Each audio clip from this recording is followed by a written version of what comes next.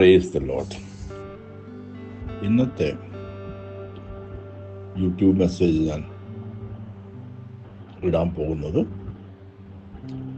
റിഡംഷനിലേക്ക് പറ്റിയിട്ടുണ്ട്. അതായത് വീണ്ടെടുപ്പ് എന്താണ്.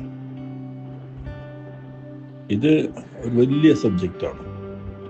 ഒരുപക്ഷെ 1-2 മണിക്കൂറോ 4-5 മണിക്കൂറൊക്കെ എടുക്കും ഇത് കാര്യമായിട്ട് നമ്മൾ പഠിക്കുകയാണെങ്കിൽ. പക്ഷെ അടുത്ത 10 മിനിറ്റിനുള്ളിൽ ഞാൻ നിങ്ങൾക്ക് ഇതിൻ്റെ പൊരുൾ പറഞ്ഞു തരാനാണ് ആഗ്രഹിക്കുന്നത്. നമ്മളെ ദൈവം സൃഷ്ടിച്ചിട്ടുള്ളത് ഉൽപ്പത്തി പുസ്തകത്തിൻ്റെ 1:26-27 പ്രകാരം ദൈവം നമ്മളെ സൃഷ്ടിച്ചത് ആത്മാവിലാണ്. ദൈവത്തിൻ്റെ പുത്രനും പുത്രിയുമായി ആത്മാവിൽ ജനിച്ചു. ആ സ്ത്രീയും പുരുഷനുമായിട്ടാണ് ജനിച്ചത്. ഇനി നമ്മൾ കുറച്ചും കൂടി മുന്നോട്ട് പോവുകയാണെങ്കിൽ ഉൽപ്പത്തി 3:6-7 സബ്ജക്റ്റ് നോക്കുകയാണെങ്കിൽ ദൈവവചനം നിരസിച്ചത് കൊണ്ട്, പിശാചിന്റെ വചനം സ്വീകരിച്ചത് കൊണ്ട് ആ കഴിക്കരുതെന്ന് പറഞ്ഞ ഫലത്തെ കഴിച്ചു. അതായത് ദൈവവചനത്തെ നിരസിച്ചതുകൊണ്ട് ഭക്ഷ്യം കഴിച്ച് അങ്ങനെ നമ്മൾ പാപം ചെയ്തു. കഴിച്ചതല്ല പാപം, ദൈവത്തിന്റെ വചനം കേൾക്കാതെ നമ്മൾ പിശാചിന്റെ വചനത്തിൽ കൂടി നമ്മൾ നടന്നതാണ്, അനുസരിക്കേട് കൂടി നടന്നതാണ്. അതാണ് പാപം വന്നത്. ദൈവം പറഞ്ഞിട്ടുണ്ടായിരുന്നു, നീ ഒരു പാപം ചെയ്യുകയാണെങ്കിൽ നീ മരിച്ചു പോകും. ഭൗതിക മനുഷ്യൻ മരിച്ചിട്ടില്ല. ഉൽപ്പത്തിയുടെ 5:5 നോക്കുകയാണെങ്കിൽ ആദം മരിച്ചത് 930 കൊല്ലത്തിന് ശേഷമാണ്. റോമാലേഖനത്തിൻ്റെ 6:16 പ്രകാരം നമ്മൾ അങ്ങനെ ആരെയാണോ സ്വീകരിക്കുന്നത് അവരെ മക്കളായി മാറുകയാണ്.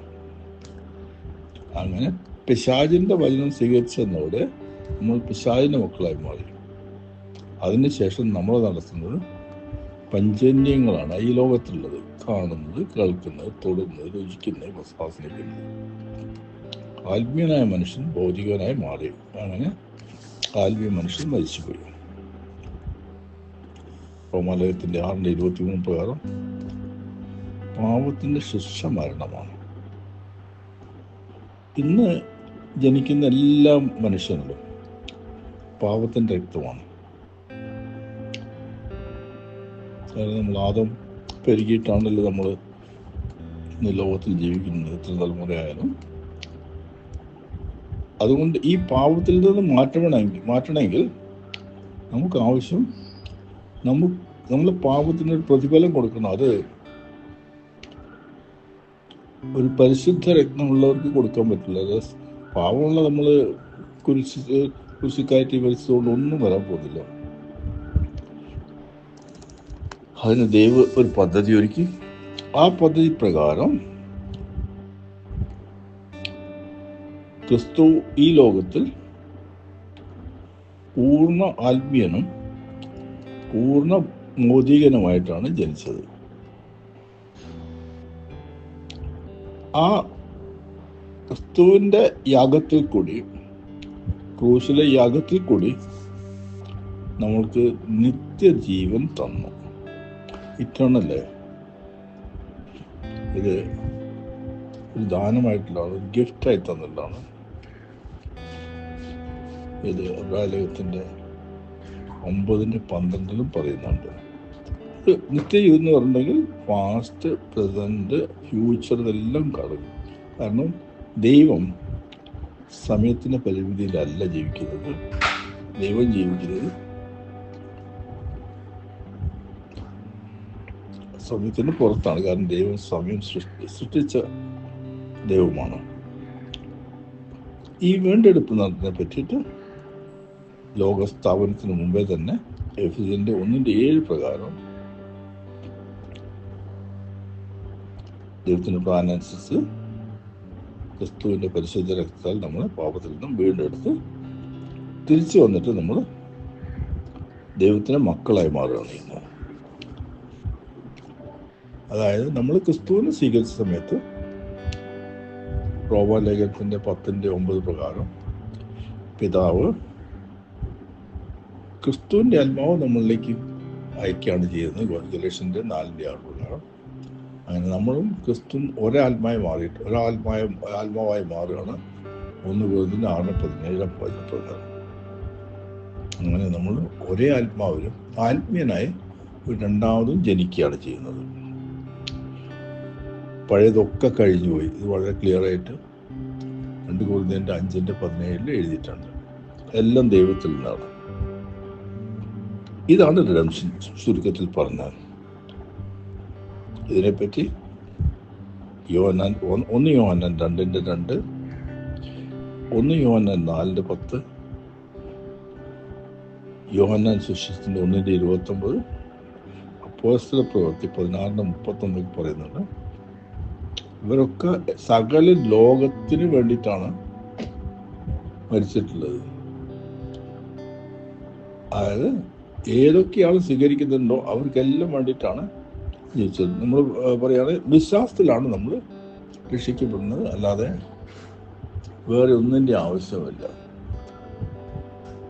ഇത് വളരെ ക്ലിയർ ആയിട്ട് എഫെസ്യൻ ലേഖനത്തിൻ്റെ 2:8-9 വചനങ്ങൾ പറയുന്നുണ്ട്. പിന്നെ അതുമാതിരി അപ്പോസ്തല പ്രവൃത്തിൻ്റെ കൊർന്നേലിയസിനോട് പറഞ്ഞ മാതിരി വിശ്വസിച്ചാൽ നീ രക്ഷിക്കപ്പെടുമെന്ന് പറഞ്ഞ് അങ്ങനെ രക്ഷിക്കപ്പെട്ടു. അപ്പോസ്തല പ്രവൃത്തി 16:31 പ്രകാരം ഹാജയിലൂടെ പറയാണ് നീ വിശ്വസിച്ചാൽ രക്ഷിക്കപ്പെടും. ഈ രക്തം ചൊരിയത് സകല ലോകത്തിലുള്ളവർക്കും കൂടി ഒന്നിച്ച് ചെയ്തതാണ്. അവിടെ ക്രിസ്ത്യാനികൾക്കൊന്നുമില്ല. ആര് ക്രിസ്തുവിനെ സ്വീകരിക്കുന്നുണ്ട് അവർക്കെല്ലാം കൂടി ഒന്നിച്ച് ചെയ്തതാണ്. ഇന്ന് ക്രിസ്തുവിനെ സ്വീകരിച്ച എല്ലാവരും ആത്മീയനായി മാറി ദൈവം സൃഷ്ടിച്ച പോലെ പകലത്തും മുമ്പുമായി തന്നെ ഇതാണ് വേണ്ടത്. ഏത് പ്രകാരം നമ്മൾ ദൈവത്തോടു കൂടെ കൂട്ടായ്മയിലായിരുന്നോ രണ്ടാം ജന്മത്തോടുകൂടി അതേ കൂട്ടായ്മയിൽ നമ്മൾ തിരികെ വരികയാണ് ചെയ്തത്. ഇതാണ് ഇൻ ഷോർട്ട് റിഡംഷൻ എന്ന് പറഞ്ഞിട്ടുണ്ടെങ്കിൽ. അതായത് വീണ്ടെടുപ്പ്.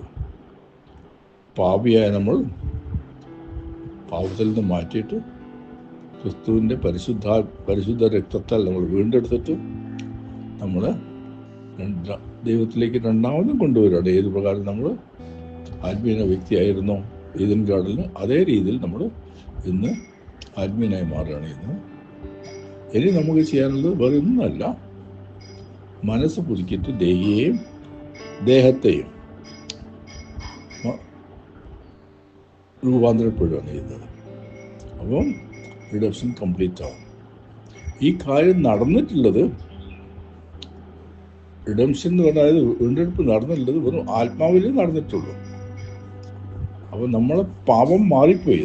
എല്ലാ പാപവും മാറി. പക്ഷെ ഇത് ഭൗതിക ലോകത്തിലുള്ള പാപമല്ല പറയുന്നത്, ഇത് ആത്മാവിലുള്ള പാപങ്ങൾ കഴിഞ്ഞുപോയി. ഭൗതിക ലോകത്തിലുള്ള പാപം മാറണമെങ്കിൽ നമ്മൾ മാനസാന്തരപ്പെടണം, ദൈവത്തിൻ്റെ വചനത്തിൽ കൂടി നടക്കണം, ദൈവത്തിനനുസരിച്ച് നടക്കണം. വചനമാണ് നമ്മളെ മാനസാന്തരത്തിലേക്ക് നയിക്കുന്നതെന്ന് യോഹന്നാൻ സുവിശേഷത്തിൻ്റെ 15:3, എഫെസ്യൻ ലേഖനത്തിൻ്റെ 5:26 നമ്മൾ ക്ലീൻ ചെയ്തുകൊണ്ടിരിക്കുകയാണ്. Cleansing process. ഇത് വളരെ സിമ്പിളായിട്ട് ഞാൻ എക്സ്പ്ലെയിൻ ചെയ്യാണ്. നിങ്ങൾക്കിത് പ്രയോജനപ്പെടുമെന്ന് മനസ്സിലാക്കാൻ റെഫറൻസ് ഞാൻ തന്നിട്ടുണ്ട്. എല്ലാം വായിച്ചിട്ടുണ്ടെങ്കിൽ വളരെ ക്ലിയർ ആയിട്ട് എഴുതിയിട്ട് ഞാൻ നിങ്ങളെ അനുഗ്രഹിക്കുന്നു. ദൈവം നിങ്ങളെ അനുഗ്രഹിച്ചിരിക്കുന്നു. Praise the Lord.